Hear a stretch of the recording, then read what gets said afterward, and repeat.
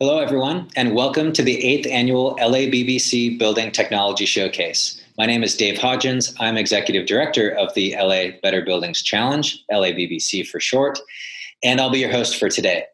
Today, we'll be focusing in on technology solutions for low-income multifamily properties, along with the incentives and resources to help these projects come together. During the registration process, we invited everybody to tell us about the projects you're planning, what you're interested in. That's because today is about action. Our goal with this event every year is that you come away with actionable information, relationships, and ideas to bring back and directly benefit your sustainability initiatives. I want to thank our sponsors for the continued support of the program now in our 8th year, LADWP and SoCalGas. We appreciate your continued support as always. And a special thanks to all of our collaborating organizations. There are too many to list here, but it's together that we're able to get the word out and get this information to everybody who needs to hear it. It's an honor to collaborate with all of you on this shared priority, and I look forward to continuing our partnerships. And I want to give a special shout out to AEA, the Association for Energy Affordability, and the SoCalGas Emerging Technologies team for your help in lining up today's fast pitch presentations. We have a great program for you today, starting with a panel discussion on the intersection of efficiency, affordability, and technology, followed by 2 rounds of fast pitch presentations and 2 live case studies that I think really illustrate how everything comes together. One featuring an acquisition rehab type project, and another featuring a retrofit of a large, fully occupied high-rise. Thanks to all of you who submitted questions for our panelists. We're not able to take live questions today, but we have done our best to work your questions into the agenda, so I hope you'll find the discussions really valuable. The fast pitch presentations are broken up into 2 groups to give you a bit of a breather between sessions, so case studies interspersed. The first group includes ventilation and heating and cooling technologies. The second features central plumbing and domestic hot water technologies, as well as individual water heating. As I said, our goal with this event, as with all our events, is that we lead to projects, that you come away with actionable resources and next steps. So after we wrap up today, we will be sending a quick survey, following up and asking if you'd like us to connect you with any of the presenters that you heard from today. We'll also be posting individual videos of each presentation on our website in case you need a refresher. And as always, our team of in-house retrofit advisors are available to discuss any projects that you're considering, share their experience on similar projects, and help figure out which incentive programs might make the most sense for your project. Essentially, we're here as a resource for you, funded by LADWP and SoCalGas to help you move projects forward and take advantage of all the incentives that they're offering. As you can see, we have a great lineup of speakers and panelists for you today. But before we jump in, let me just step back and provide a little bit of context. LA is home to over 4 million residents. We all know that. But we have over 2 million buildings, which is a huge figure. So thinking about how do we engage people? How do we reach them where they are and at the scale that's necessary to achieve the kind of change that's needed? Underpinning all of this is an ongoing commitment to the Paris Climate Accord, which essentially represents an international agreement around what needs to happen country by country and city by city for us collectively to be on track towards a sustainable future. And as we all know, it's our most vulnerable, our low-income communities, that are bearing the brunt of climate and climate pollution. Within the Green New Deal, the plan calls for carbon neutrality by 2050. That's consistent with Paris, and Mayor Garcetti has gone further and broken that down into 5 specific areas. I won't read all the numbers here, but you can see that we're looking at decarbonization of the grid, zero carbon buildings, zero carbon transport, so that's cars and mass transit, buses, zero landfill waste, and zero wasted water, moving towards more local water supply, being efficient and smart with the water we do have. So the plan is comprehensive, and it takes comprehensive action to get where we need to go. But of course, we're all focused on buildings. So let's zoom in on the buildings piece. To get to net zero carbon by 2050, we have to start now. Our near-term target is 22% by 2025, and that's looking back to a 2015 baseline, so very doable. But we have to go further. By 2035, we need to get to 34%. By 2050, we need to get to 44%. The idea is that by that time, our power supply is clean enough that we're zero net carbon by that point. But we have to start now to get there. And in the process, we can achieve the second goal that's noted here, and it's by no means a footnote, that is creating and preserving 50,000 income-restricted housing units by 2035. The two go together. The more efficiency we can realize, the more affordable housing we can preserve. So that's where we come in.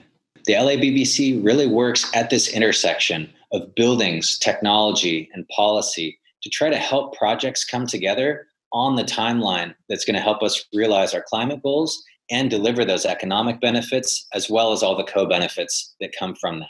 So our goal matches with the Green New Deal goal of 22% by 2025, putting us on track towards a Paris-compliant future. We've gone further to specify 1,000 buildings representing 150 million square feet committed to this Paris-compliant future and measuring reductions, proving performance along the way. 22% reduction in energy use intensity, 22.5% reduction in water use intensity, to be specific. Phase 1, 60 million square feet, 10 million municipal, 50 million square feet of private. Phase 2 is an additional 90 million square feet of private buildings. And we're on track. We've got 900 plus buildings totaling 125 million square feet participating already. A good chunk of our partners are on track towards the 22% by 2025. And others are working towards that goal, identifying projects, identifying resources to overcome the barriers they're facing and get there. And that's why we're here. We're here as a partner to help work through those challenges, find resources that are available to help you get where you're trying to go.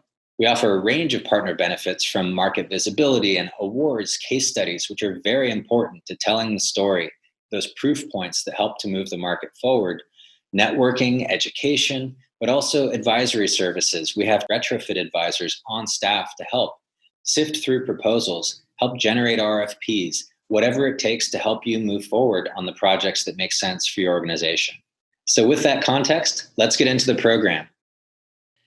Efficiency, affordability, technology, equity, accessibility, jobs, decarbonization, health, safety, green recovery. Any one of these topics deserves an entire conversation on its own. But for today, we've put together a fantastic panel to discuss how these issues intersect and overlap, what's happening here in LA to move the conversation forward, and provide some framing for the rest of today's program. It's a big group, but there's a lot to unpack, and each of our panelists brings an important, unique perspective to the conversation. So thank you all for making the time. With us, we have David Jacot. He's the Director of Efficiency Solutions for the LA Department of Water and Power. Darren Hanway, Manager of Energy Programs and Strategy for SoCal Gas. Dominique Hargreaves, Deputy Chief Sustainability Officer for Mayor Garcetti. Michelle Hassan with the Natural Resources Defense Council, and she leads their Energy Efficiency for All network in Los Angeles. Blanca de la Cruz with CHPC, the California Housing Partnership Corporation. She's the Sustainable Housing Program Director. Tara Barauskas, Executive Director of Community Corporation of Santa Monica and a board member of SCAMP. And last but not least, Becky Schaff, Senior VP of Energy at the Stewards of Affordable Housing for the Future, SAFE. So thank you to all of our panelists. Between you, we've got a great representation both from the utility side, policy, and advocates. And so with that, we'll jump into some questions and explore how all of these issues overlap and what's going on here in LA. So David, I was excited to see last week that DWP is releasing a request for information, an RFI, to technology companies looking really for new measures to incentivize through your programs. Can you tell us a little more about that? Sure. Thanks, Dave. We are in the midst of a technological explosion in the energy efficiency and green tech space. We have various objectives, so people can respond to one or more of these objectives. But just to give a sense, but obviously energy reduction, electrification measures, active and passive load management. We're also looking at water. We're a water agency too. And so emerging tech on the water side.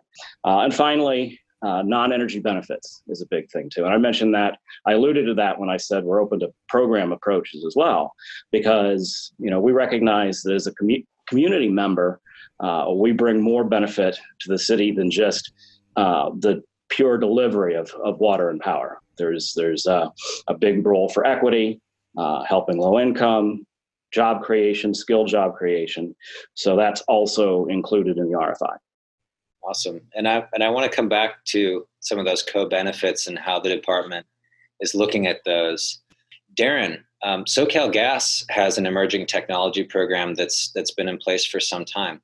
Can you talk a little bit about the goals of that program, kind of how it's structured? Yeah, sure. Thanks, Dave, for the question. So we've had a robust emerging technologies program for quite a number of years. The intent of which is to identify and really bring commercially available, energy efficient emerging technologies, products, and services into the EE program portfolio. So that way we could provide rebates and incentives to our customers. We look to use actionable market information to inform program delivery, and we conduct outreach to disseminate new technologies and assessments and demonstrations and kind of incorporate that information into the marketplace. Great. So we will be, as follow-up, providing some information and links, both for companies that want to respond to DWP's RFI and participate in that, as well as opportunities for customers and technology companies to link up with the SoCal Gas program. So shifting a little bit here, Tara, you're the owner's rep on today's panel. How are you looking at this? What are your priorities with regard to technology generally and what we'll call emerging tech specifically? How do you see that distinction and how does that kind of overlay with what you're looking at? Sure. Yeah. So I'm speaking both as a nonprofit developer and owner of affordable housing, but also as a board member of SCANF, Southern California Association of Nonprofit Housing, which is a membership group of many affordable housing developers in Southern California. So in terms of, how emerging technology works for us, I've certainly tried some myself on some of our buildings. So obviously it needs to fit in with our overall objectives, first of all. One of my challenges in building infill housing and many others as well in the LA area is that usually there isn't enough roof space. So any types of products that would maximize roof space so that we can get more solar exposure are certainly of interest to us. Also things that tighten up the building envelope to help us meet our energy efficiency objectives. But then, we also have to marry that with cost. And affordable housing is already extremely challenged in Southern California with keeping our costs efficient. So that's certainly a consideration. We always have to make sure we're keeping in line with our cost objectives. And finally, timing is a real challenge for us. So we're under very strict immovable deadlines with our funding sources. So using experimental things sometimes can be tricky. So frequently when we're looking at using potential products or technologies, we need them to be fairly well vetted. So with an LARR number, for example, is helpful, or perhaps a system that's already up and operating so that we can just say, hey, this system's already been permitted and is operating successfully. So those are the kinds of considerations I think about. Absolutely. You don't want to get into planning a project and find out they don't have some certification that they actually need in order to be installed in Los Angeles or in California specifically. Becky, how does that kind of resonate with you? You work with a lot of big national owner-operator developers. Yeah, a lot of that really does resonate with me. I would, echo the concerns about resident experiences and perspective when introducing new technologies. We track our energy consumption. We have goals around reducing our energy consumption, but we also care a lot about the human element. So how is this going to impact our maintenance staff and their ability to kind of keep the building running in a safe and healthy way? What does this do for residents in terms of improving their indoor environment and also in terms of giving them more control over their indoor environment? So I know I may sound like a tough customer here, but we're looking not just to, reduce our energy use per square foot, but actually looking for technologies that are going to help make our housing homes for people. Absolutely. And it's like an energy audit. That doesn't sound very fun. It's taking away. So how can technology actually deliver cost savings and efficiencies, but also improve quality of life. Exactly. Yeah, absolutely. So, David, back to you. The LADWP board recently approved $100 million in funding for programs serving low-income rental housing. What are the current plans for deploying that money? Well, we're moving to bring what's been a very successful model for helping affordable housing. It's a program called the Low Income Weatherization Program that's been offered by California for a number of years now, usually with federal funding. But we're working to bring that program into Los Angeles, and that'll be a pretty major prong of how we plan to deploy that $100 million. It overcomes a lot of the barriers that we hear about. It's not just the upfront cost, but it's also assisting the customer in navigating the process, providing the audit, doing the calculations, identifying the measures. And then it provides substantial incentives that cover anywhere from 50 to 75% of the project cost, maybe even more depending on the characteristics of the project. In addition to the larger affordable housing property managers and developers, there's a lot of what's known as naturally occurring affordable housing. And those are the mom and pops. And they usually have much smaller properties. They don't have standing contractor relationships necessarily. They need even more assistance typically.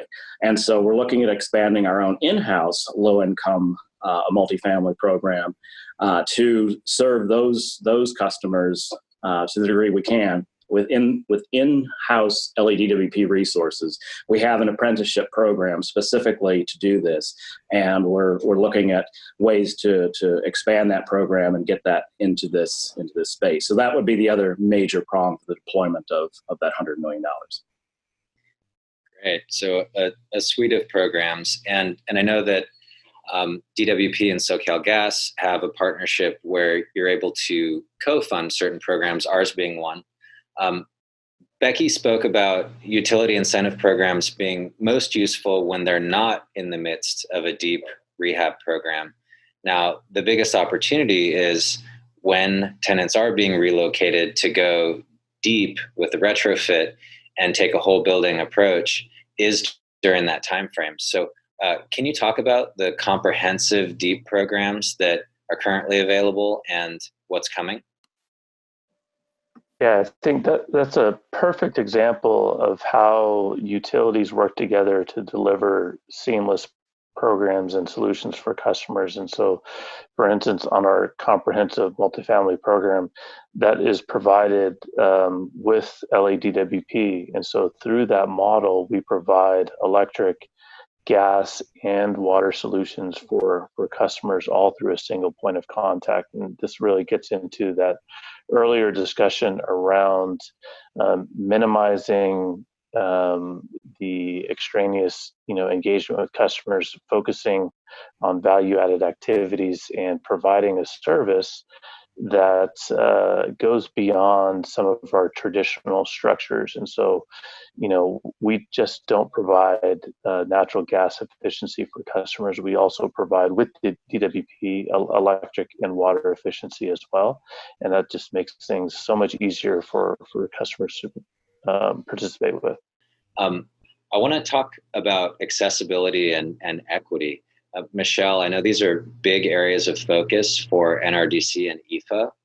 What are the biggest challenges that you're seeing in those areas of accessibility and equity currently?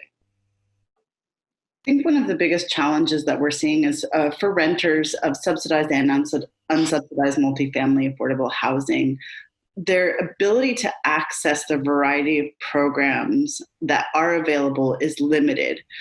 They don't have much ownership or say over the units they live in. They have limited, if any, relations with the owners. And many times, more often than not, they have little time to even investigate or understand what programs are available to them. I think another really big challenge is it's hard to understand how many low-income renters are really accessing these programs because of the way that different buildings and different billing cycles are are creating data that's accessible, that we can really understand. All we can really see is where there's a high energy burden, where renters are having more challenges in accessing programs, and where renters are more at risk for being displaced from their houses.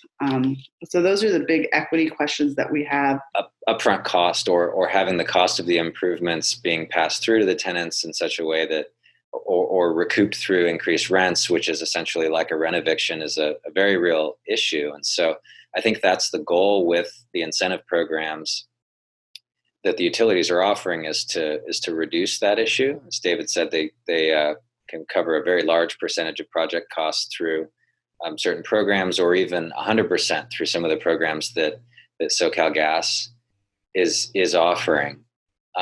But I wanted to ask the utilities, David or Darren, what you guys are doing to improve accessibility and streamline kind of the front end intake. And then a follow-up about what goals are you setting or have you set, and how are you tracking progress on participation in disadvantaged communities in the various programs? We have three areas I want to highlight to address accessibility and equity, or three examples of initiatives. So I mentioned earlier, we have an in-house run low-income retrofit program. It's called the Home Energy Improvement Program. It serves both single-family and multifamily. So that was one big advance. Then again, bringing low-income weatherization program into the city. It's a one-stop shop program. And so all that, those transaction costs of knowledge barriers, information barriers, language barriers, having so much other daily stuff on their hands to deal with so you can't get their attention. It addresses as many of those barriers as possible and makes it much more seamless and easy for properties to participate. And then the third thing I would add, and I think Michelle was getting onto this point there just now, equity and equity metrics. So LADWP has created an equity data metrics initiative where we track the saturation of measures, programs, and other things throughout the city. And we're adding to that. We're tweaking it. We've been doing it for about 3 or 4 years now, and kind of in more of a pilot mode in terms of data acquisition. But now we're at the point where we're ready to design specific metrics along with targets. And this allows us to do a number of things. One thing is do it through GIS mapping. We can identify where resources are flowing throughout the city. We overlay that with the California EnviroScreen 3.0 mapping of disadvantaged communities. And that tells us, okay, this program is not hitting where it's supposed to, or this one is. And then we can retweak our outreach. That's the key, is to start, when we see a program that is a great opportunity for a particular community and there's no uptake, then we can engage with community-based organizations in that community to do more outreach, to promote and explain the program and get people on board. And David touched on outreach. So I wanted to skip one question ahead here and ask Blanca, because your organization, CHPC, does a lot of direct outreach to promote participation in various programs. And I know you also work with a lot of other CBOs. What do you see as the role of CBOs in shaping and promoting these types of programs to feed into the programs that David and Darren are speaking about? Yes, like you said, California Housing Partnership, we work closely with CBOs in a variety of capacities and on several different programs. One of the programs is the Low Income Weatherization Program, which David Jaco mentioned earlier. And in terms of promoting specific program offerings, the CBOs also have a ground level preference and extensive existing networks and communities that help maximize our outreach efforts. In addition to partnering with CBOs on outreach, we found it very helpful to work with CBOs to get their input on our messaging. These organizations are trusted sources of information, and they understand their audience, and they're are often experts in messaging, their messaging that resonates with their communities. So in short, the CBOs play a critical role in shaping and promoting the program offerings to ensure that the residents we're trying to reach truly benefit. Right. So much does come down to relationships and messaging. It's so easy to talk past one another when we get into some of these technical conversations as well. And Michelle, did you have something to add? Yeah, I did. It was from the NRDC perspective. We're also trying to look at this in a broader racial equity perspective and really understanding how CBO engagement in the planning and design process can also address structural disinvestment. So really going beyond a model of outreach to really a model of designing programs, which is something that we're actually doing now with DWP in the process to identify and address the barriers and challenges in investing the $100 million in the multifamily affordable housing sector.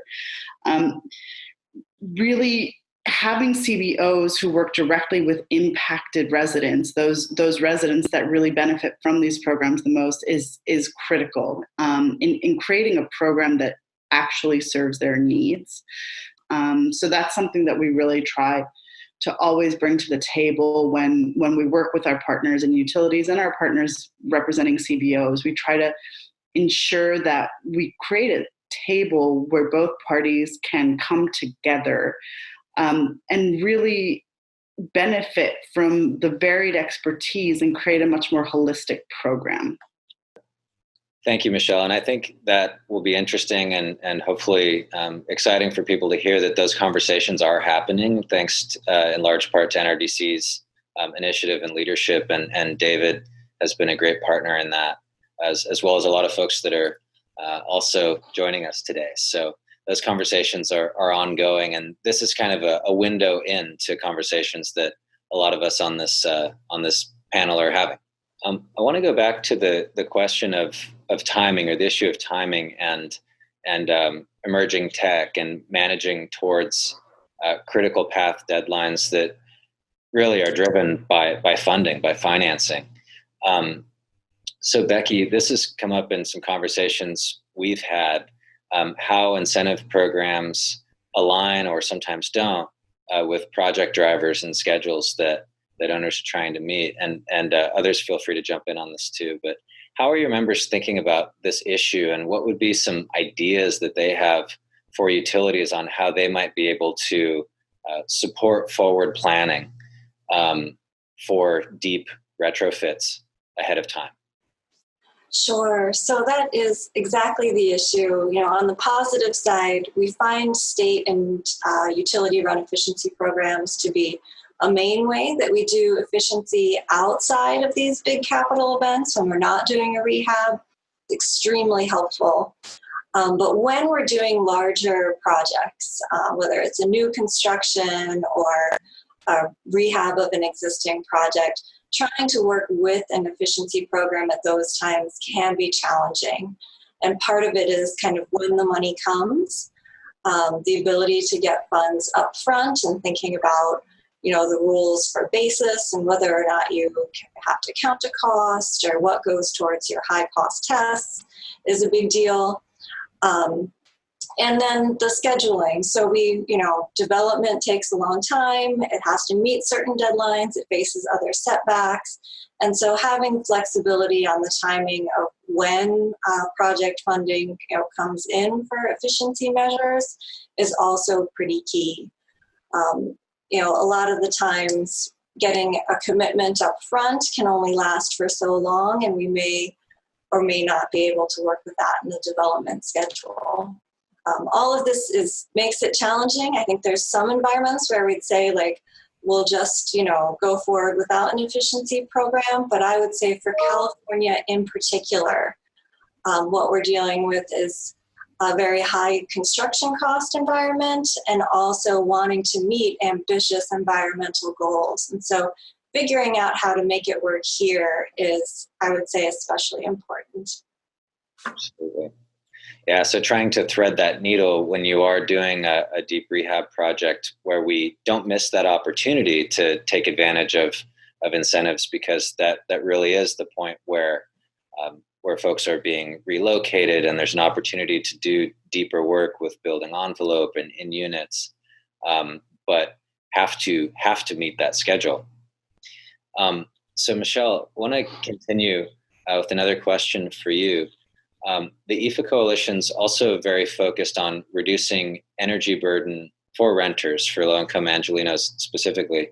I read a recent study from UCLA that said that low-income households, not surprisingly, use less energy per capita, but there's orders of magnitude less, about 10% of the energy that wealthy or the wealthiest households use. So it would be logical to expect that if efficiencies improve or rates are reduced, that usage could go up because people want to be more comfortable. They want to run their air conditioning and have a better quality of life, which I think is something that is the whole point, right? So how do you look at this trade-off?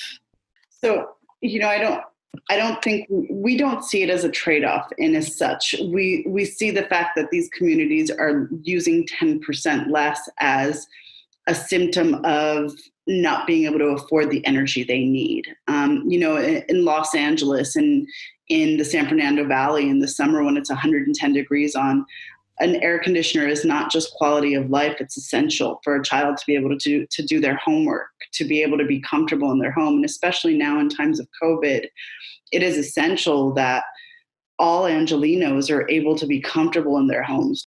I understand that increased use in energy is never ideal, but at the same time, LADWP and clean energy has been advancing so much. And the energy efficiency solutions that we're finding, especially in programs like LIWIP, can really make up for that difference. The increased use of energy is pushing utilities like DWP to find solutions to offset the increase in energy. So it's not really a trade-off, it's a win-win. And people who can finally enjoy accessibility to the energy they need are benefiting and improving their quality of life. Right. So efficiency, improving quality of life. Yeah, absolutely. And maybe trade-off's not the right word. It's more of a interactive effect. So David, I wonder if you could comment on that, and Darren, feel free to jump in too. It's a different way of looking at things. Yeah, absolutely. And I would say that from the standpoint of allowing customers to consume more, again, power is life, water is life. So we're not trying to squeeze consumption down to zero. That's not realistic, and it's not beneficial to anybody.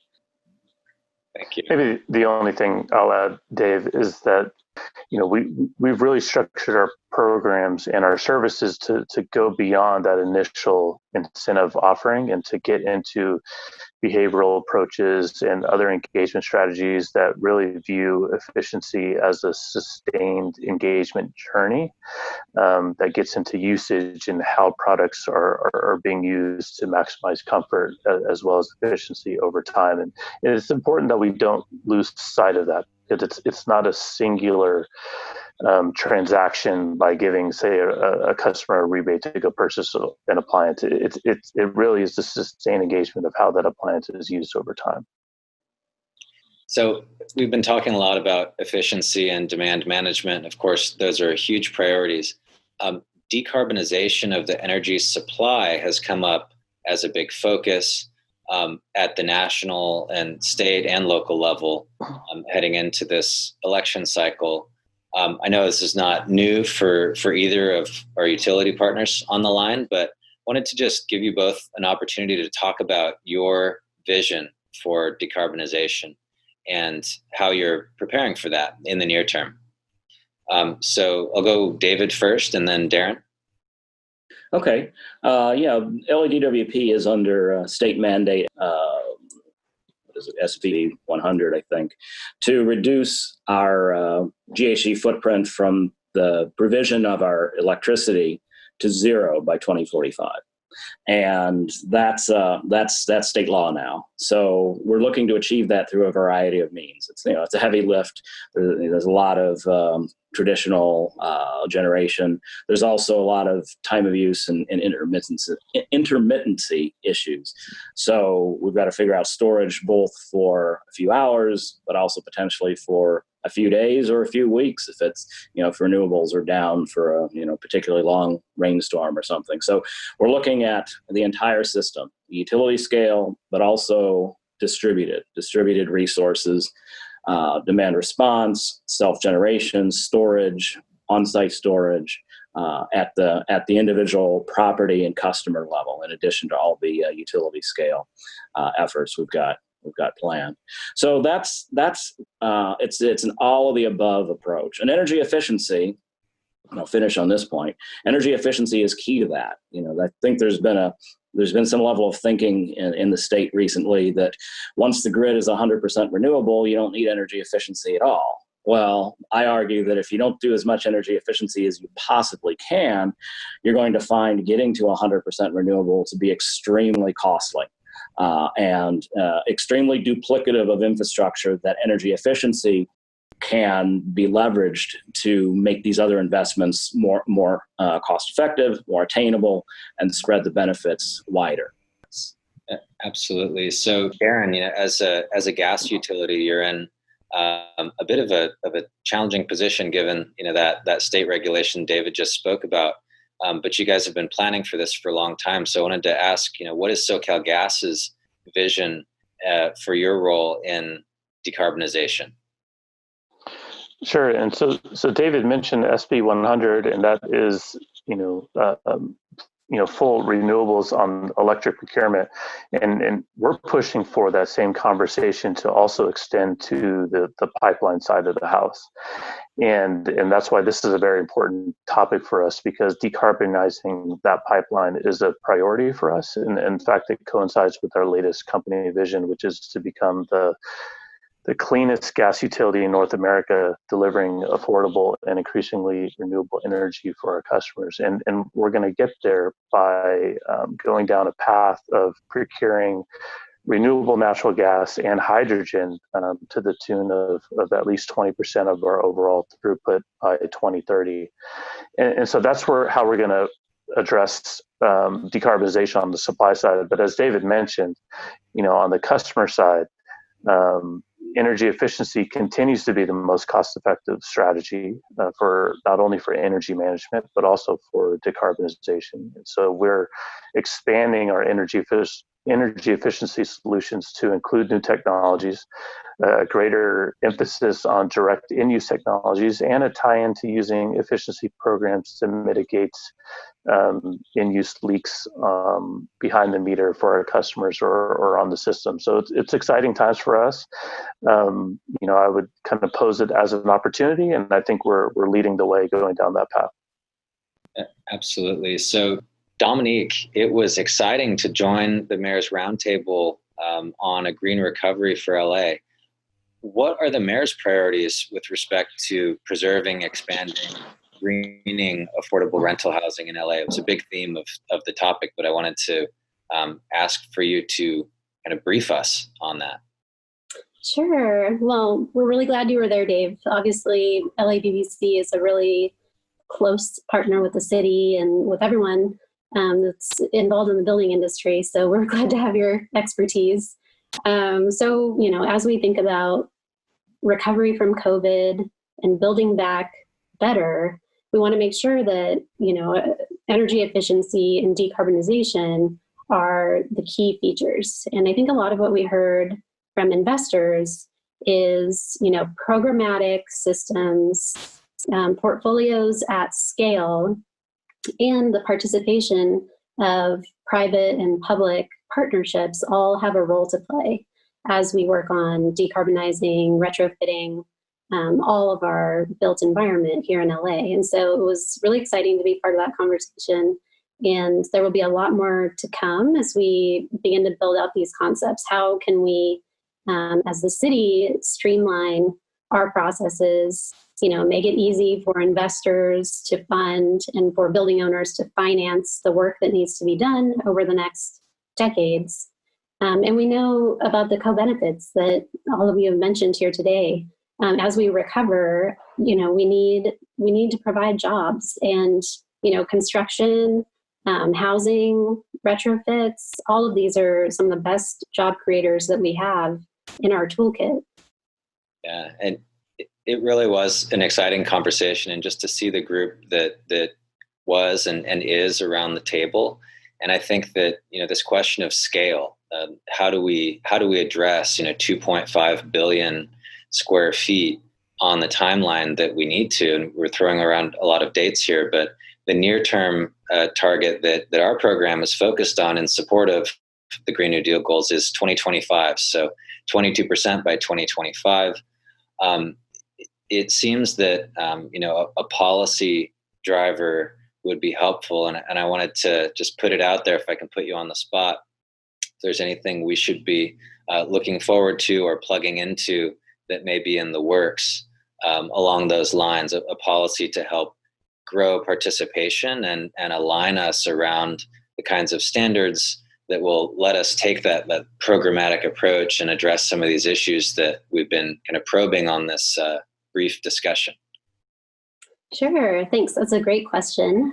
We are one of 25 cities in the American Cities Climate Challenge. That is a Bloomberg Philanthropies endeavor. And so we're on a 2-year timeline to deliver about 7 different, high profile activities, policies, et cetera. So we've, been thinking about these questions with other cities, and we hope to, go out to the community soon. It's kind of an awkward time since everything is virtual, but we do look forward to moving the needle on building decarbonization in the near future.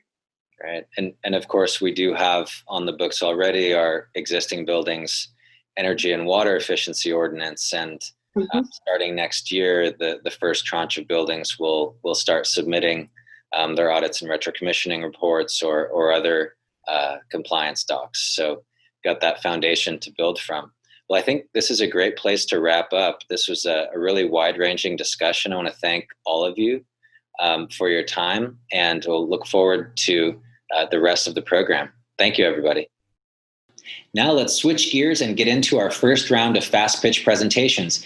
Each presentation will be 3 minutes long, covering the features, application, installation, maintenance, how savings are measured, and a case study. So it's a lot of information in a very short, rapid-fire time. Each presentation will follow the same format. So as we get into it, you'll kind of know what to expect as the presenters go. And I want to thank all of the presenters for the effort that it took to condense all of this information into 3 minutes. With that, I'd like to hand it over to my friend Nick Young at the Association for Energy Affordability to introduce our fast pitch presentations. Nick. Thanks, Dave. Hi, everybody. My name is Nick Young with the Association for Energy Affordability, and I'm going to be taking us through our various fast pitches from the manufacturers today. Our first pitch is going to be from Swegon. Hi, my name is Brian Stinnett, and I'm the Regional Sales Manager for the Western United States for Swegon North America. Today we're going to be talking about Swegon's Gold RX heat recovery unit with an 80+% efficient rotary heat exchanger. The unit utilizes controls, ERV wheel, and fans, all engineered and built by Swegon at its robotic manufacturing facilities in Sweden. Those components are built in Sweden and then shipped to Toronto, Canada, where we build the unit around it. We'll also talk about Swegon's React Airflow Control Damper, which is a package damper and controller for inexpensive apartment-by-apartment ventilation control. The key differentiator for these units includes, for the Gold RX heat recovery unit, many standard premium features at a competitive price, passive house certification for passive house certified projects, and factory installation and wiring of VRF air handler integration kits by companies such as Daikin, LG, Mitsubishi, and Samsung. As for the React Airflow Control Damper, it's a package damper, controller, and airflow measuring sensor provided at a lower price than a VAV box with similar features. The Gold RX heat recovery unit and React dampers can be utilized together to condition and control ventilation airflow into each apartment. You can utilize one large Swegon Gold heat recovery unit, providing ventilation air into multiple apartments. utilizing the React airflow control dampers to control the airflow into each apartment. The React dampers can be utilized only in the supply duct, or for balanced ventilation, you can use React dampers in supply and exhaust duct. The features and benefits of the Swegon Gold heat recovery unit include packaged DDC controls, direct drive plenum fans with ECM motors for variable airflow control, MERV 13 bag filters, and a 10-inch thick aluminum heat recovery wheel with variable speed control. As an option, modules can be added to the unit for heating and cooling, including hydronic coils, DX coils, steam, electric, evaporative cooling, etc. For installation, the Gold RX unit comes standard with horizontal duct connections, but duct connections on top for indoor units as well as duct connections on the bottom for roof-mounted units are available based on the needs of the project. The unit includes a handheld touchscreen control panel and the DDC control monitor display all of the operational parameters of the unit and can provide all that information to the building management system. And finally, this is an example of a recent project called Matanzas 5 Residence Building in New York City. It involved 9 Gold RX heat recovery units and 24 React dampers. Thank you for learning about Swegon equipment today. Please feel free to reach out to me at brian.stinnett@swegon.com. Thank you. So Swegon was a great example of products for central ventilation applications. Now we're going to hear from Zehnder, who manufacture products for individual unit ventilation. I am Andy Wall. Technology overview. Our filtration is code or better, as well as carbon filters for gas and odors. We have a counterflow heat exchanger for highest efficiency, ECM motors for lower fan watt draw. Our units can be controlled by Zehnder or other third-party 0 to 10 volt sensors. Key differences. Our units never recirculate air. The air streams are self-balancing. Self-balance is based on mass flow for higher efficiency, automatic summer and winter bypass. We do free designs and client consultation, offer a complete system which includes ventilation unit, ducting, and diffusers. Units are commissioned to verify installation matches design. Technology application. Intake and exhaust are from a controlled location. Various size units for single family, multifamily, and small commercial. Whole house ventilation can be used to replace bath fans.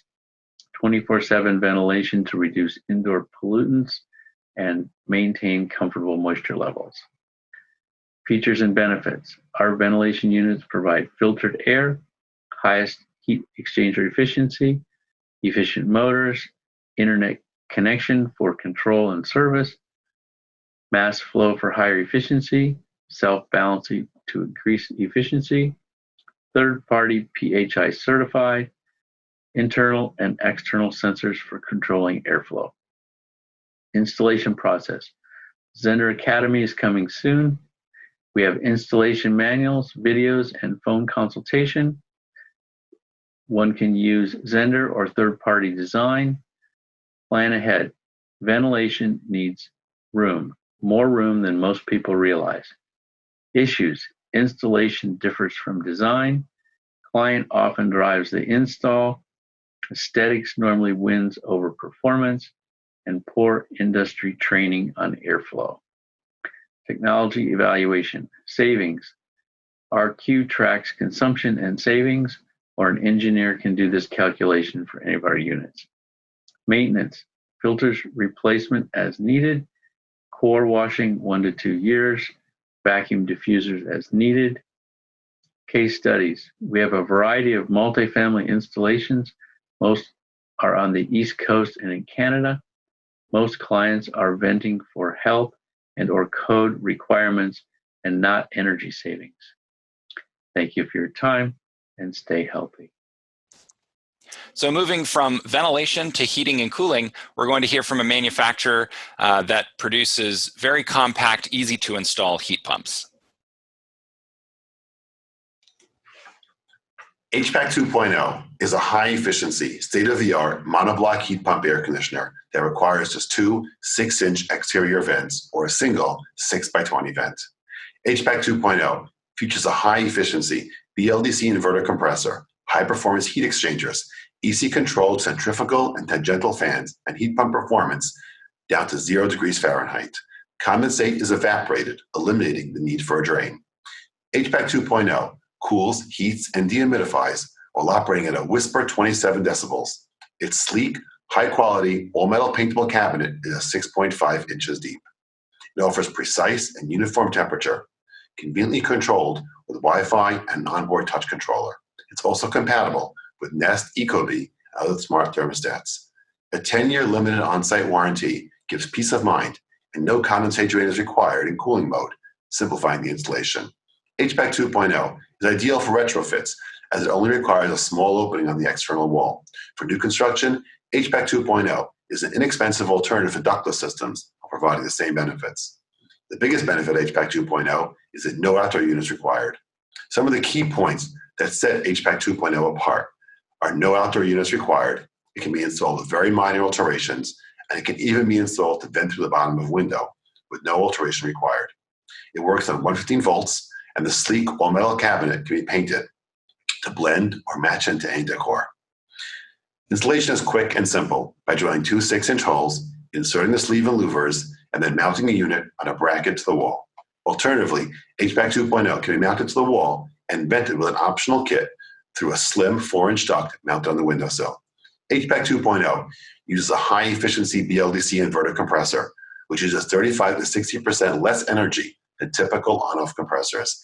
EC-controlled fans enable precise and economical operation. Maintaining HVAC 2.0 is easy.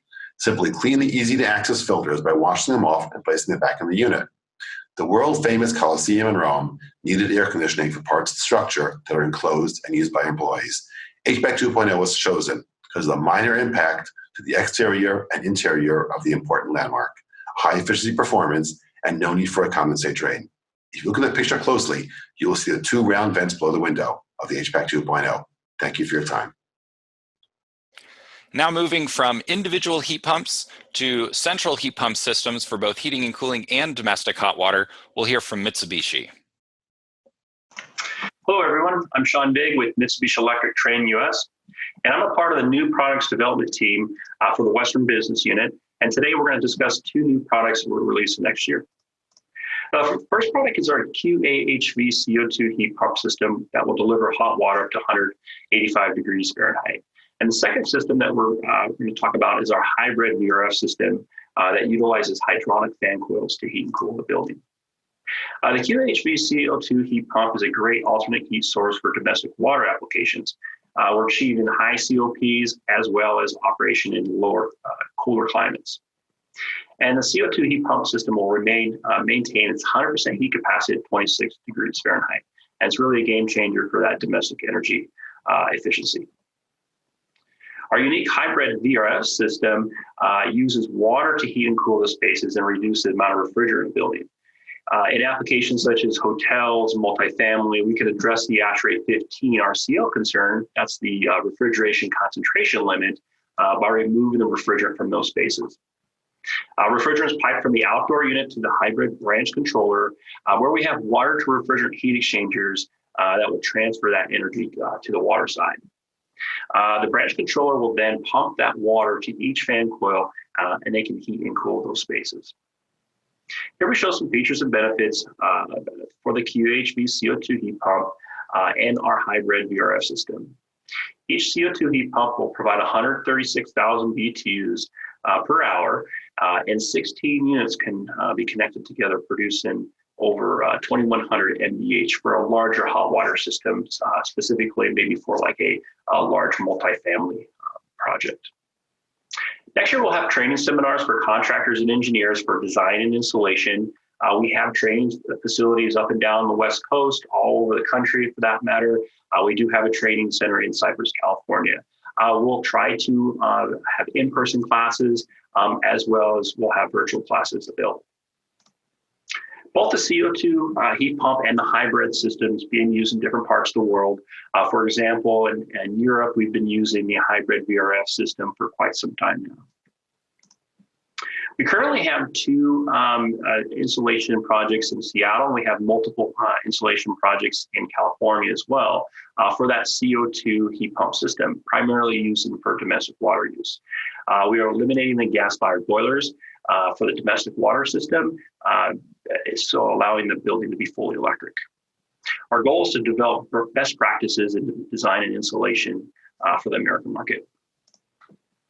Appreciate your time today discussing the CO2 heat pump and the hybrid VRF system. For more information, please feel free to reach out to us. Thank you. So those Mitsubishi products had applications for both heating and cooling, as well as central domestic hot water. Now we'll hear from another manufacturer that focuses on heat pump water heating, Nyle. Hello, my name is Ryan Hamilton. I'm president of Nyle Water Heating Systems, a US-based manufacturer of residential, commercial, and industrial heat pump water heating systems. Heat pump water heaters uniquely provide a solution to buildings of all sizes, from a single-family home to a multifamily apartment building, offering a smart load that is always connected to large amounts of thermal energy storage. It is possible for heat pumps to operate with an efficiency greater than 100% due to the inherent process of moving heat versus creating heat by leveraging a vapor compression cycle, which yields a coefficient of performance of 3 or greater. Unlike heating and air conditioning loads, potable water use in both residential and non-residential settings is predictable, repetitive, and intermittent year-round. Central heat pump water heating systems are designed to generate and store an appropriate amount of hot water during times of low consumption to ensure occupants never run out of hot water during times of high demand. Nyle heat pump water heaters extract heat energy out of air or water depending on the type of building in which the system is being installed and the configuration of the unit. The byproduct of heating potable water is a cooling effect, which can be utilized for air dehumidification or cooling. Hot water up to 160 degrees Fahrenheit is produced and stored in storage tanks for later use by the occupants. Heat pump water heaters represent the only approach that is available today that eliminates the use of fossil fuels while operating at an efficiency greater than 100%. With integrated smart controls and a connection to the internet, central heat pump water heating plants are also a valuable tool in combating intermittency issues prevalent with renewable energy resources. Further reductions in grid electricity consumption can be realized by complementing the heat pump water heater installation with a solar PV array. A network of trained manufacturers representatives throughout the country play a critical role in communicating with and supporting engineers and contractors who are designing and installing Nyle heat pump water heating systems. Today, most heat pump water heaters are being deployed in new construction as custom solutions. As more people become familiar with heat pump water heaters and product offerings simplify, heat pump water heaters will become common in building retrofits as well. While considerations can vary from region to region, it is common to consider several primary factors when selecting a potable water heating system, including energy source, namely natural gas or electricity, technology such as resistive electric or heat pump, and cost of operation, including maintenance. Heat pump water heaters tend to be more expensive upfront and yield benefits in efficiency and cost of operation. Pictured is an installation of Nyle heat pump water heaters on 2 new student housing buildings in downtown San Francisco, in which over 1,000 students rely solely on hot water produced by 9 Nyle C250A air source heat pump water heaters tied to 4,400 gallons of storage. This project not only demonstrates the feasibility of fully electric, large multifamily buildings, but also proves that the technology can be deployed through traditional engineering and construction channels. Thank you so much to the Los Angeles Better Building Challenge for contributing to the movement to decarbonize the built environment and for providing the opportunity to present, and to you for listening. Onward to better buildings. Continuing the theme of heat pump water heating, next we'll hear from Colmac, another American manufacturer of heat pump water heaters. Colmac Water Heat presents heat pump water heaters. Technology overview. Heat pump water heaters heat domestic hot water by harvesting heat from the air or a water source. They're extremely energy efficient because they move heat instead of creating it with gas or electricity. Key differentiators for a heat pump water heater is its high efficiency electrification of domestic hot water systems, autonomous controls of the heat pump water heater, and its reporting capabilities. The technology application for a heat pump water heater is anywhere a central domestic hot water system is applied. A multifamily building, hotels, kitchens, schools, boiler replacement or supplementation, or new construction. Retrofits are also key candidates for heat pump technology. Features and benefits are energy efficiency. The byproduct of a heat pump water heater is cooling, either a water source and or air source, and can be supplemented in the loads that those are applied to. Electrification and decarbonation are key benefits of utilizing heat pump water heaters. The installation process of a heat pump water heater is in Colmac is defined by utilizing the application engineers that help size the domestic hot water system and select the proper heat pumps. The application engineers provide piping schematics and additional control support. We review the piping diagrams and control sequences to ensure the reliable and efficient water heating. Colmac approved technicians commission the heat pumps after installation and simulate the loads on the building to ensure that the system is viable. Heat pump water heater technology evaluation. Performance and run status can be reported and logged via a web browser and or retained within the machine. Heat exchanger maintenance and descaling is required quarterly and yearly depending upon the water quality. Air filter must be cleaned with soap and water depending upon the air quality. Heat pump water heater application, Silver Oak Apartments, Oakville, California. Installing contractor Bright Power. The unit pictured here is a CXV5 air source heat pump water heater. It's utilized low income incentives for its sale. It no longer requires gas for the domestic hot water system. The cost of ownership is about a wash compared to a boiler system. Electrification is the main advantage. 2 to 4 times less power consumption over electroresistance heating is the advantage of a heat pump water heater in this application. Colmac Water Heat is proud to present you heat pump water heaters. Thank you for watching. Now let's pivot to our first live case study. In many ways, this is a typical acquisition rehab, tax credit resyndication deal inside Century Housing's deep retrofit. One of our main goals with today's case study panels is to show real-world examples of the different programs that are available from the state and locally from our utilities to incentivize and support your efficiency upgrades and get into the realities of project development on the ground. In many ways, this project, Florence Morehouse, is a classic resyndication project. So I think a lot of what we'll talk about now will resonate with a lot of you. At a high level, Florence Avenue Villas realized 29% energy savings, 25% cost savings, a very comprehensive project, as you can see in the summary slide. I'd like to introduce Oscar Alvarado with Century Housing, providing our owner perspective. John Perfit from the LABBC team is also a real estate development practitioner, heads up an organization called Renew Neighborhoods LA, and John Nyle with the Association for Energy Affordability. They're a third-party program implementer for utilities around the country. Locally here, they implement the low-income weatherization program and also the whole building multifamily efficiency program. So with that, Oscar, let's start with the origin story. Can you tell us about how this project came to you? Sure. First of all, I'll say that Century is a community development finance institution. So we both make loans to affordable housing developers in addition to operating our own housing. Morehouse was an asset that we purchased back from a previous borrower, and we held for a few years. And Florence came to us as its prior owner, who was also a borrower, was falling into default on its public agency loans. We ended up taking over the Florence building by just assuming the debt that it had and the regulatory obligations on the property. And it was in serious disrepair. Once we decided to take it over, we felt like we could refinance Florence and Morehouse together into a single tax credit project and perform significant renovations. And Oscar, a little bit more just about Century. You're focused mainly on acquisitions. You are a lender yourself, working with investors and so forth. And you don't have an in-house construction manager on staff. Is that right? That's right. Right. So I could imagine that layering in efficiency upgrades could seem a little bit daunting, especially when we start looking at the different program requirements and everything. How did you get over that hurdle?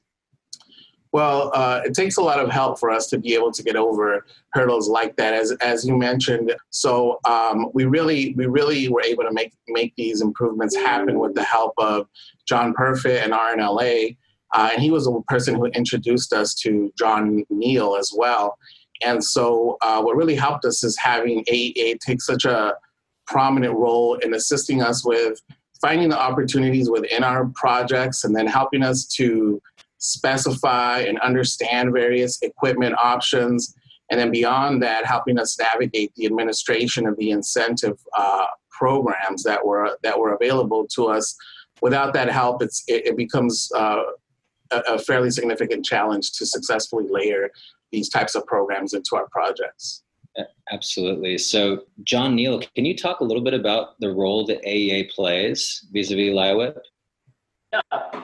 So the low-code weatherization program is sort of captures all those goals that Oscar mentioned. We really want to sort of help guide owners through the process of not only leveraging the incentive money that's available through that program, but also identify other sources of funding, both from sort of like a big picture perspective, here's a program over here, here's a program over there, but also down to the level where we can say, we've been to your building, we know that this measure is applicable, this measure is recommended, here's how you can layer it with your project, and be there start to finish on the project to sort of help make sure it gets done. Right, start to finish. John Perfit, kind of going back to the origin of this project, knowing that it was a resyndication deal, how did you think about which program to connect Oscar with for the scope of the project that they were anticipating?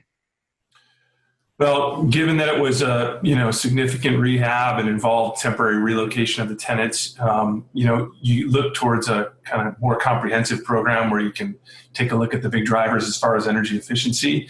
So LIWIP, especially in the Los Angeles market, presents that kind of more inclusive program, more comprehensive program, I should say. So it seemed like a natural. And I've been, as we've talked about at the BBC, it's just a great window that you have when these projects go through resyndication, because technology has changed, the buildings have aged, you get more affordability, you can do these deeper energy efficiency retrofits. And as Oscar mentioned, even a resyndication or refinancing is complicated, many layers of financing. And the great thing about the LIWIP program is that you can rely on, trusted partners like BBC, like AEA, to help to leverage some of the work you're already doing as a function of getting these tax credits or getting refinanced with public agencies and so forth. So you don't have to invent the wheel and reinvent the wheel, I should say, but you can also just leverage a lot of the work you're doing. And that creates a win-win scenario where you can be incentivized, the project is incentivized to go deeper on these energy efficiency retrofits. And that creates good things for the tenants. It's a real win-win-win all around for tenants, ownership, and for greenhouse gas reduction. Absolutely. So John Nyle, I wanted to ask a little more about how you worked with the project team to evaluate opportunities, to uncover and evaluate opportunities to go deeper. Yeah. It sort of depends on how soon we're able to get involved in the project. So, typically what we do is if we can sort of get in there early, like we did on this project, we'll immediately coordinate to find out sort of what was the project already planning to do, either through a physical needs assessment or maybe an initial walkthrough from the owner or selected architect. And at that point, really our process is sort of find the measures that would be desired sort of out the gate, like what would they already be planning to do that already met sort of what we consider to be like good efficiency targets, and then what areas are there to go further that maybe the team wasn't considering. And at that point, we try to start taking all the available funds that we know exist to justify to the team to say go a little bit further. So can we leverage the available funding to buy a better HVAC system or put in a renewable energy system, for example. So this project scope is fairly, tried and true in terms of the measures aside from the fact that you assisted the team or helped the team really to go for premium efficiency wherever the economics made sense. But I wanted to focus on one of the somewhat unique features of the project, which is the solar thermal. John, Nyle, kind of where did that idea come from, and how did you evaluate the technical feasibility? And then John or Oscar, any comments on the economics, how you looked at that and made that work? Yeah, solar thermal is sort of one of the tools in the toolkit that we look at on projects, and the sort of net effect is that solar thermal is pretty much cost covered to be included. So from that perspective, it was, if cash-strapped project, a good measure to include versus, say, solar PV, which is another renewable option that we typically look at, that at the time didn't have the same sort of sources of funding to help offset its first cost. Oscar, I know that there are some rules and sort of industry practices around managing funds from all these various sources and how those are classified. How did you kind of lay the groundwork to make sure that you, in fact, could take advantage of all the different sources of funds that John was just talking about? Well, it's worth reiterating what John said, that it's important that we started early with working with AEA. When we start working on a renovation projects, there are certain aspects of the renovation that are fairly evident in terms of the physical need of the property, right? Like, does it need new windows? Does it need a new roof? And so on. What isn't obvious is the types of measures that we could layer on by using some of these incentive programs. And so that's where it's really important that we work early with a group like AEA and get our scope down so that it can be incorporated into our scope of work. For us, we have to think early about some of these kinds of programs, especially when the money is going to come in the form of a grant. Just one nuance with affordable housing is that we're not allowed to take grants as capital into our projects when they're funded with low-income housing tax credits, which most affordable housing projects are. So we usually need a plan to take the grant, have that money come into our parent company, and then have that parent company turn around and lend the money to the project as a 0% interest loan. It's just a tax nuance, and it's just something that adds administrative and legal legwork to us, but it's one of those things that we've got to be aware of early on and make sure that it gets incorporated into the project's overall financing structure. Awesome. Dave, I'll just add on the solar thermal system that, given the kind of like the climate zone that we're in Southern California, the incentive structure and the greenhouse gas sort of bang for your buck that you get, it's a really logical and good measure for a lot of these smallish to medium size or even larger size multifamily buildings. Mm-hmm. Absolutely. Shifting back to technology and scoping, this is a very comprehensive project. And so back to John, Nyle, you touched on this earlier, but there's this balance between advocating for going deeper, more efficiency, and keeping on project schedule and on budget, and knowing when to let go. How do you, if you remember on this project, how did you think about that, or how do you do that generally? Yeah, it comes down to us as a program implementer to both use the tools and requirements that we've sort of set up for the program to naturally encourage projects to go further. So I think where we really add value and where we sort of pick and choose what to fight for comes down to the things we've seen during our site walk at the building in advance, where we say, like on Florence, one of the deficiencies in the existing building was the HVAC duct system that had a lot of defects and a lot of holes. It's hard to reach and access to repair, but we thought that was a really important component to repair as part of this project, whether or not it really brought a lot of credit back to the project. It was important to do for residents' health, air quality, et cetera. So there's only so much that, the design team and project team can absorb. Energy is great to focus on, but there's a lot of other competing interests. And so we have to sort of balance needs there. Right, absolutely. You touched on health, and that's obviously top of mind for everyone these days. And speaking about residents, Oscar, I wanted to ask, how did the residents react to this project initially, and how did you sell them on the benefits? Yeah, well, one of the things with a project like this is that because of the extent of the work that we're doing, it does involve resident relocation, temporary relocation. We end up having to move folks out of their apartments for about 30 days or so while we make the improvements that happen in their units, and then we bring them back. So that tends to be kind of one of the bigger sticking points on a project like this, as you could imagine. They always take a similar trajectory. In the beginning, residents are skeptical and they have doubt about the extent of improvement and changes that you've told them you're going to make to the building. And so they're very apprehensive. And then it sort of moves on to a second phase where they express frustration about being asked to move from their home, and then the noise and the dust caused by construction. And then it sort of all ends in residents expressing gratitude and kind of disbelief at the vast changes that you've brought to their home and to their community, and the fact that the rents haven't gone up and nothing's changed except that for them, except that now the utility bills are a little bit less than they used to be, sometimes significantly less, and their home looks great. So it all follows that sort of a pattern. But at the end of the day, I think the benefits that the residents see, really more than make up for the inconvenience, and that was certainly the case with this project. Yeah. I wanted to wrap up by just directing the same question to all three of you. Maybe I'll pick on John Nyle some more. What's the main thing you took away, what you learned from this project that you think others should know? I would say that I use this project as sort of a gold star when talking to other projects about the success of getting in early.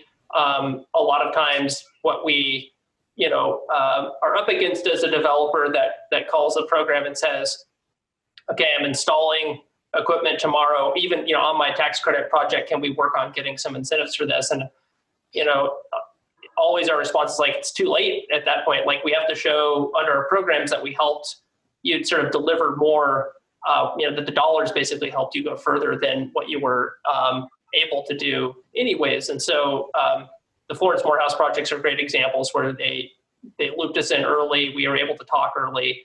And I think that produced a much better result than if we had sort of come in later in the game.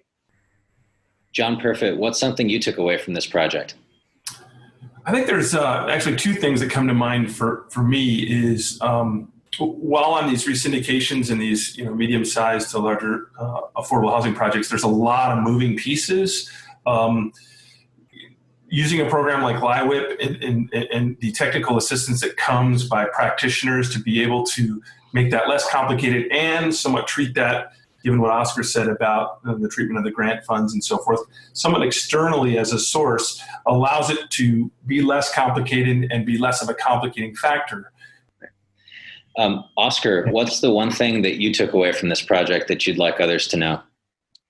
Well, I think I would have to go back to this idea that nothing helps us sell our work better than success story, and there's nothing as powerful as that in our work. So I'm hopeful that our biggest takeaway here is the fact that we are able to now replicate this process on future projects, given what we've learned.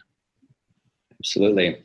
So start early, be creative, bring dollars forward in time, and use the successes to bring more success. I think that's a great place to end. Thank you all for the time today. Thank you, Dave. Thank you. Thank you, everyone. Let's switch back to fast pitch presentations and get into round two. Nick, I'll hand it back to you. Our next fast pitch is going to be from a water heating manufacturer that most folks probably know, but about a product you might not have seen before. It's A.O. Smith. I am François Lebrasseur, Business Development Manager at A.O. Smith, a global manufacturer of residential and commercial gas and electric water heaters.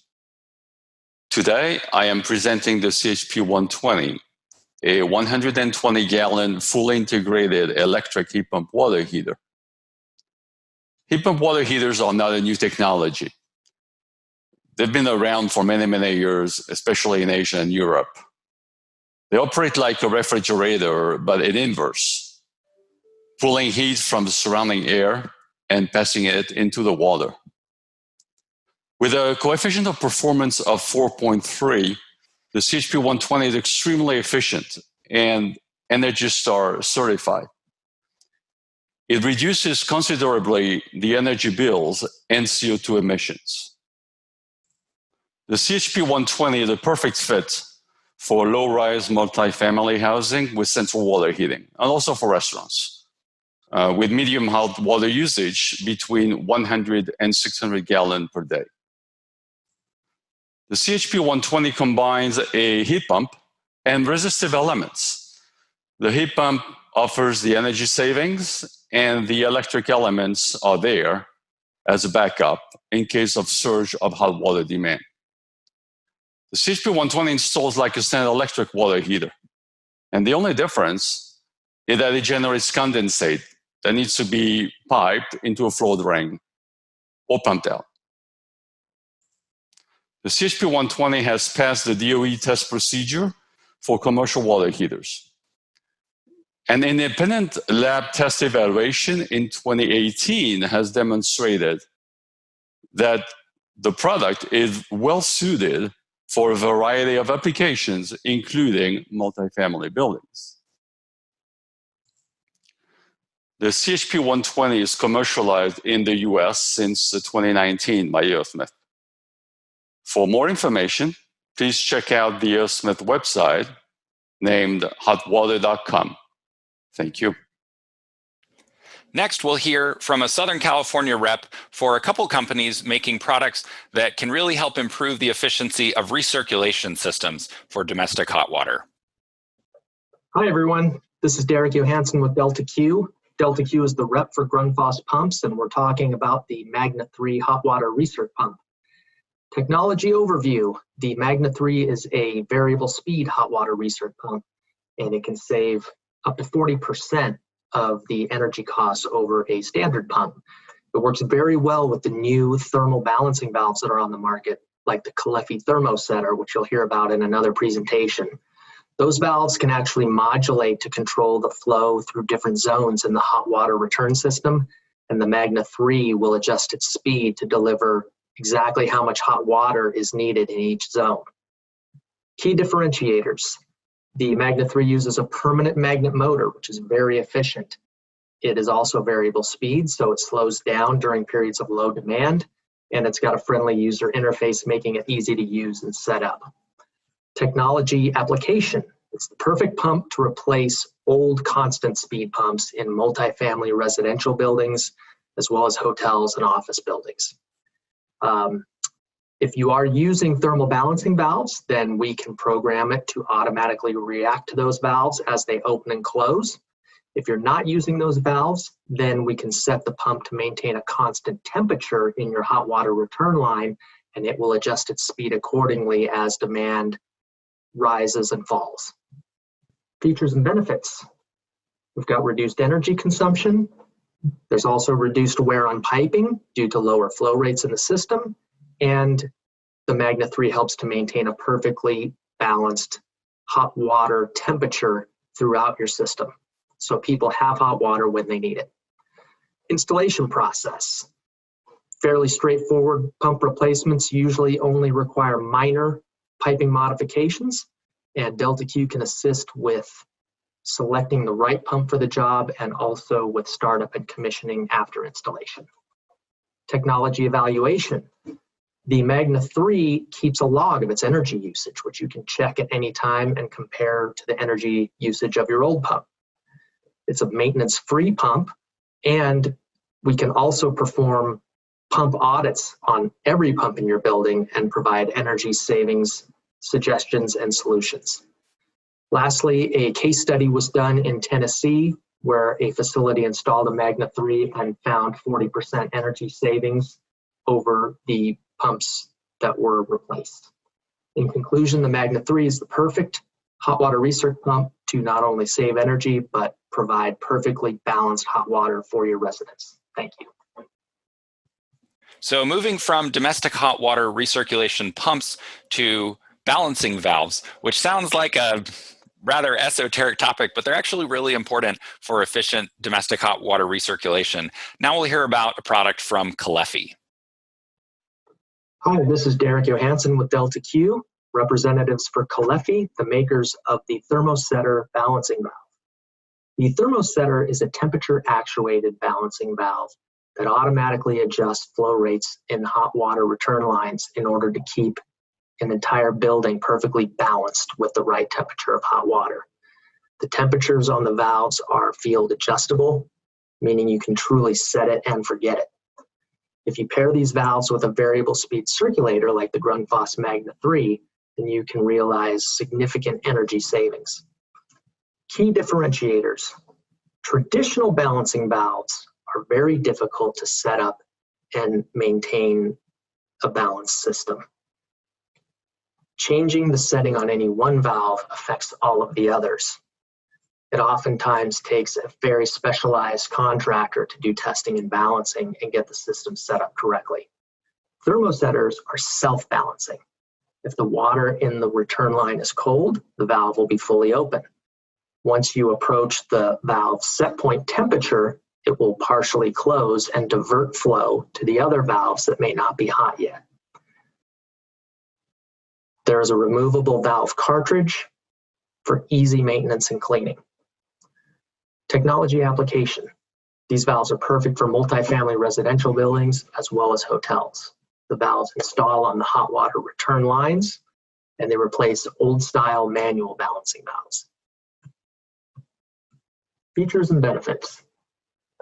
Thermosetters eliminate the need for constantly rebalancing hot water systems. They ensure equal delivery of hot water to all zones. You never have a dead zone and calls from a certain section of the building complaining of a lack of hot water. They also allow for the installation of a variable speed circulator that will slow down as these valves close, which saves a significant amount of energy. Installation process.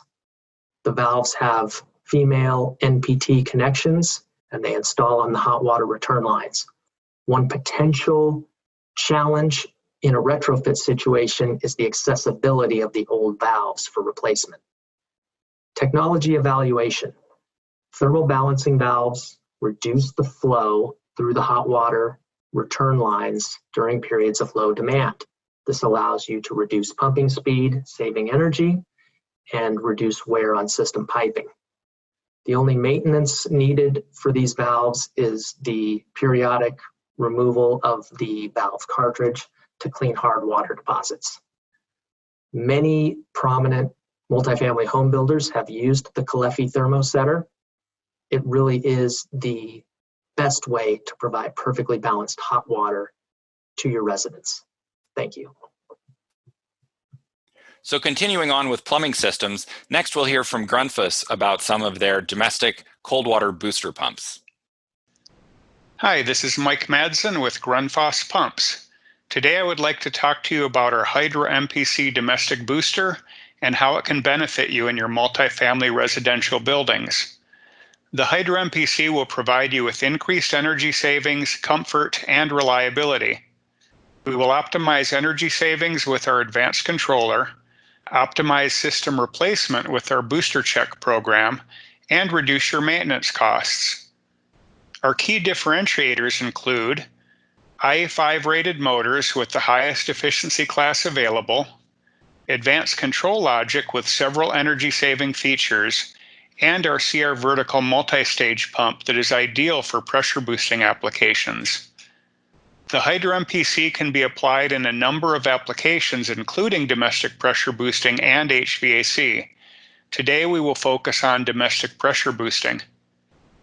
Some of the features and benefits include IE5 rated motors that give you 7 to 10% in energy savings, an advanced controller that uses efficiency-based pump staging, proportional pressure control, and low flow shutdown to further increase your energy savings. Our CR vertical multi-stage pumps also have a small footprint and are easy to maintain. Quiet operation and constant pressure control are very important in multifamily residential buildings. The Hydro MPC is quiet and delivers exceptional pressure control. We also offer a quick ship program with in-stock inventory for quick delivery. Installation of the Hydro MPC is typically done by a plumbing contractor.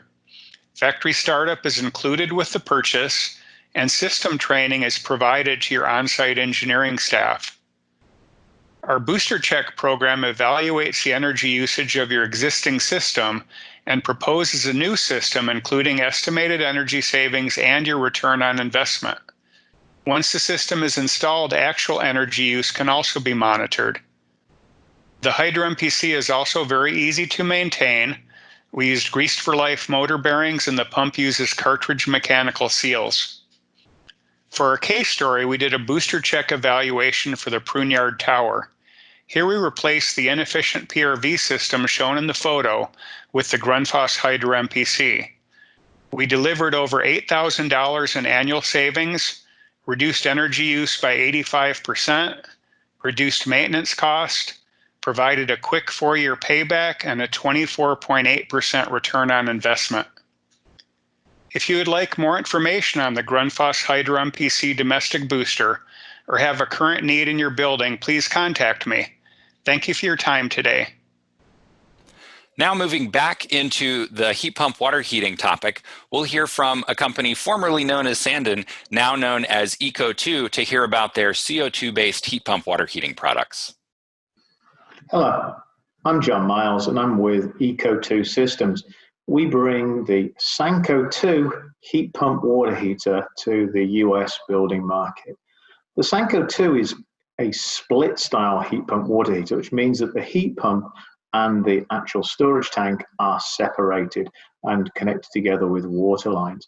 The great thing about this unit is that it's perfectly at home in a small residence with a single family in it, as it is providing hot water for larger multifamily with maybe 60, 70, 80 apartments in there. Uses carbon dioxide refrigerant for high performance, higher water temperatures. We can water to 150 degrees Fahrenheit. Efficiency, the highest in the real world because of the performance of the carbon dioxide refrigerant and the 4.5 kilowatt capacity of the system.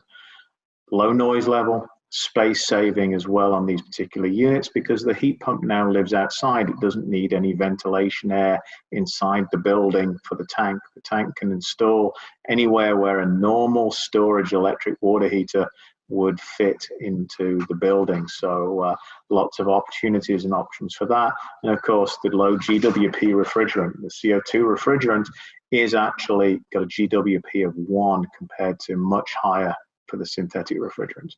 Where can you use it? As I said, pretty much anywhere. Residential, restaurants, laundromats, offices, schools, multifamily, institutional, retail, anywhere that uses hot water benefits from the Sanko 2 system on there. These units, fast recovery as well, 4.5 kilowatts, which is high for a heat pump water heater on the compressor. So it recovers 20.5 gallons an hour at 140 degrees Fahrenheit. Super easy installation on these particular units. It's only water piping, no refrigerant work whatsoever on here. 208, 230 volt, 15 amp breaker is your power supply on this particular system. Heat pumps piped directly to the storage tank. And then how do we measure the performance of this particular unit? Well, it's energy consumption, obviously, and then it's also greenhouse gas emissions. Here's a opportunity, Elizabeth James in Seattle, senior living apartment, 60 apartments, 4 heat pumps, 480 gallons worth of tanks, installed a couple of years ago in this system, operating through the winters in Seattle, 3.3 COP, which means for every kilowatt of energy that we give it, you actually get 3.3 kilowatts out. As I said, I'm John Miles, Eco2 Systems, john.miles at Eco2 Systems LLC, 213-400-7758. Thank you for listening. And finally today, our last fast pitch is from Rheem to tell us about their newest line of heat pump water heaters. Hi everybody, this is Kevin Clark with Rheem Manufacturing. Wanted to speak a little bit about the Rheem ProTerra hybrid electric water heater that we launched in May. This is Rheem's 5th generation heat pump water heater, and it is the most efficient way to heat water on the market today with a UEF rating of 4.0 or 400% efficiency rating. It is the only NEA Tier 4 rated product out there, and we did include a lot of consumer valued features in there, including leak sense and leak guard, which not only will detect when it has a leak, but it'll also prevent the leak to 20 ounces by having an integrated shutoff valve. So other features that we included are a free Wi-Fi chip. That way a homeowner can interact with the unit on the EcoNet app. With that app, they can have full controllability of the unit, schedule it for time of use programming. That way you're getting extra savings by heating your water when it's cheap to do so. And you can get health alerts on both the element and the compressor. That way you can have scheduled service calls down the line instead of emergency service calls, which tend to cost a lot more money. Energy reports are also listed, as well as a nice feature which gives you the hot water available in the tank. So that way you know with that last shower if there's going to be enough hot water in there or not.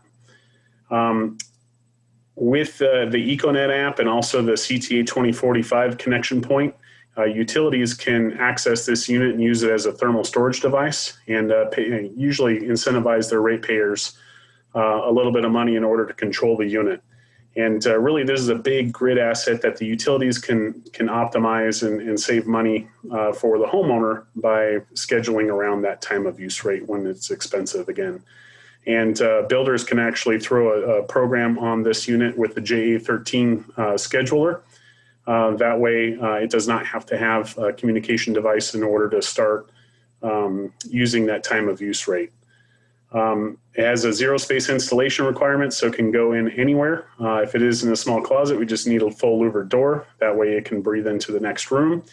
And we have a lot of different training programs for the contractors out there, including an innovative learning center in Oxnard, California, where we have an intensive 2-day training session with about 20 plumbers at a time.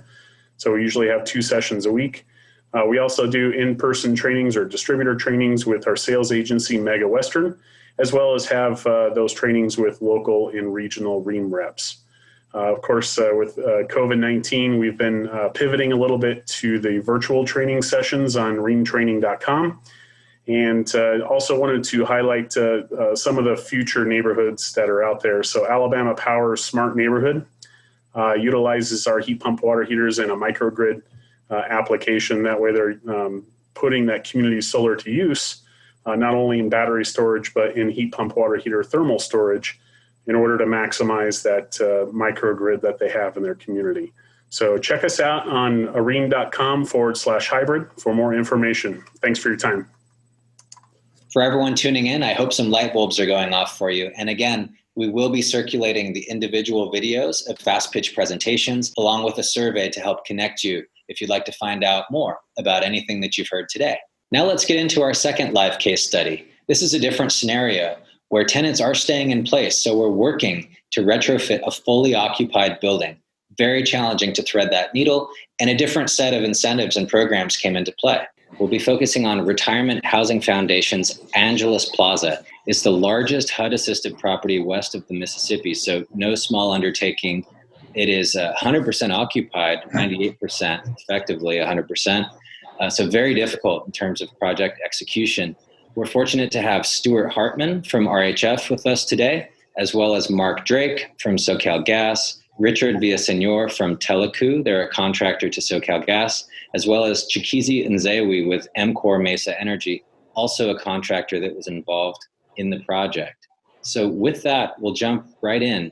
Stuart, why did RHF decide to undertake this comprehensive retrofit? What was the driver for the project? We actually had 3 reasons why we wanted to undertake this retrofit. The first was that we wanted to reduce our carbon footprint. Secondarily, we were looking for reliability of a new hot water and heating system for the property. And the third driver was it was free. Mark Drake with SoCal Gas. How do you engage with large customers like RHS? So how we do it, when we engaged retirement housing, we do a little bit of homework on how many of those properties fall in our service area. We put together a list of how large they are, what year it was built, because that's indicative of how many upgrades the property might need. So we create sort of a loading order. We pull the gas usage on those properties prior to meeting with Stuart, and we set up a meeting to go through. This team is really dedicated to the entire portfolio. So we know we're an inch deep and a mile wide. So we know all the programs and services at SoCal Gas. We know how to enroll them quickly.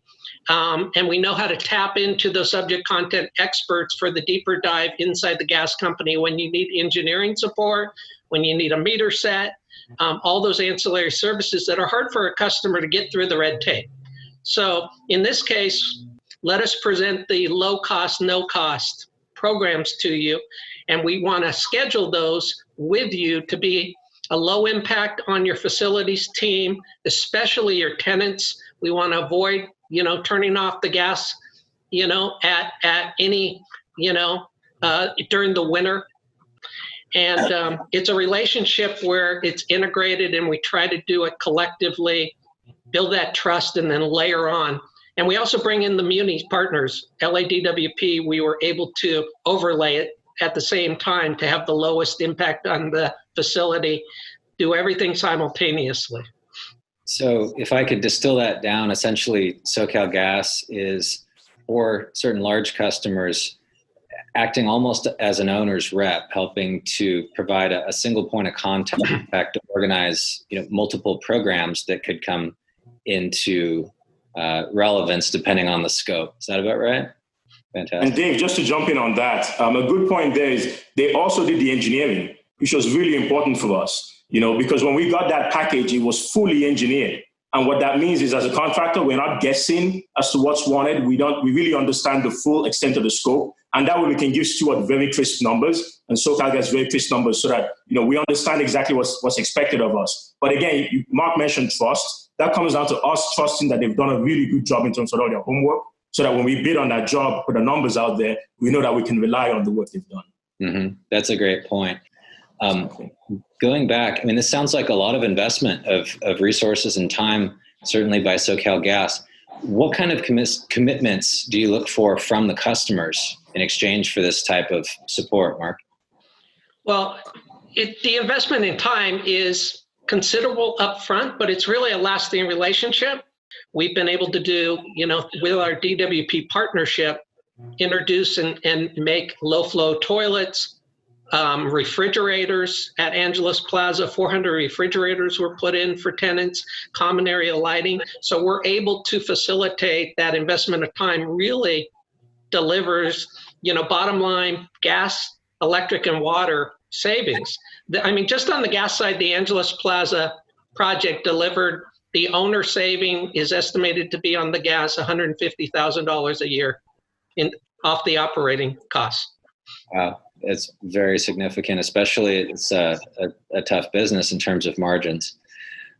Stuart, this is obviously far from the first project you guys have done here in Southern California and working with SoCal Gas, but Angeles Plaza being a big trophy asset, what had been preventing you before they unleashed Adrian on you from pursuing projects at a particular site?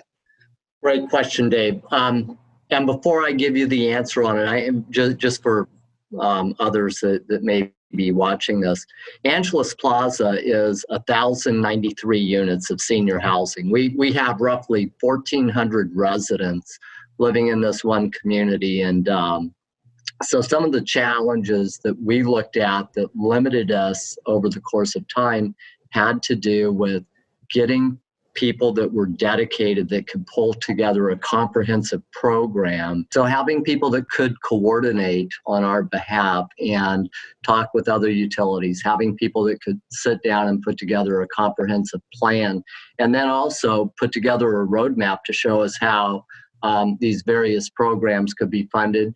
Those were things that on our own We simply didn't have the time nor the expertise to address all of the things that had to be taken care of. So again, my hat's off to all the parties involved. They all did a phenomenal job. And I want to come back to that because that's an important point, but I want to pull Richard into the conversation. Richard's with Telecoup, and your team was tasked with enrolling residents and then delivering the in-unit upgrades. Can you tell us about that process and any challenges you had there? Sure. So with the project that large, we decided to do presentations in their community rooms. We could gather a bunch of people together, and we did that for several days. But the biggest challenge we had, like Stuart said, was the language barrier. But with the staff at Angeles Plaza, they provided us with interpreters who were able to explain the program to the tenants, explain the process, the income qualifying part of it. We had all the measures there, so they were able to see, touch, and feel the measures. But without the help of the RHF team over there, it would have been really difficult to enroll that many customers at one time. They all have to income qualify for the program. They have to show proof of income. And so we had to get through those barriers of people wanting to show their income, which is always an issue in this program. But we got through that. And we enrolled most of the people through presentations over several weeks. But after that, we still had a bunch of people that did enroll. So our team went in there and we knocked on doors in every building to make sure that we gave everybody the opportunity at least to say yes or no. And we had a pretty good success rate in that property, which we did almost 95% of the enrollment in that building, which was pretty big. So engaging 95% of the residents in a property this large sounds high. How does that compare with a typical ESAP engagement? Typically, it's not that high. Typically, Adrian and I work together and we do a lot of large portfolios.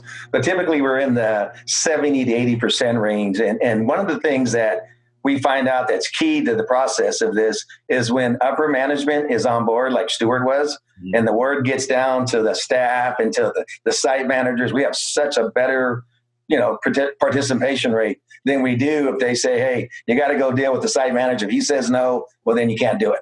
So that was the key. Stuart, from the top, putting the word down to his team. The RHF team was amazing. They helped us all the way through the whole process. And, so we got to give credit where credit's due. We talked a little bit, Mark did, about the measures that you actually installed in these units.